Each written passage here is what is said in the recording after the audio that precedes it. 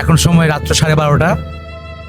চিন্তা করছি আর ভাবছি যে যারা লঞ্চে থাকে তাদের কত সুখ না মনে। হ্যাঁ, হারাবার কিছু নাই। আর আমরা যারা এত বড় বড় আলিশান বাসা নিয়ে থাকি, আমাদের প্রতি সেকেন্ডে আমাদের একটা চিন্তা থাকে কখন চুরি করবে, কখন কি করবে। আর যারা লঞ্চে কাটায় দিন রাত, সব কিছু লঞ্চে কাটায়, কিছু নাই হারাবার মতন। তাদের জীবনটা কত সুন্দর না ভাই, বিশেষ করেন আমার মনে হয় কি প্রত্যেকটা পুরুষই চায় যে তারা একটা স্বাধীন লাইফ লিড করুক। আমি যদি পারতাম, বিশ্বাস করেন আমি লঞ্চে কাটাই দিতাম সময় আমার। তার লঞ্চটা আমার কাছে এত ভালো লাগে, লঞ্চের ছাদটা বিশেষ করে রাত্রেবেলা মনে হয় কি বাসা থেকে সব চাদর মাদর নিয়ে এসে আমি লঞ্চে দিন কাটাই দিই। এই তো হঠাৎ করে মনে বললো,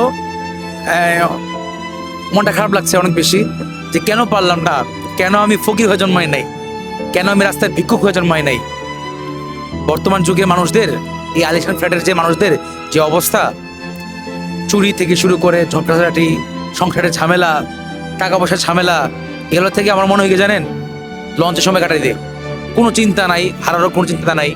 কি হারাবে আর, আছেই শুধু বালিশ, বালিশ না থাকলে চাদর, হারানোর কিছু নাই।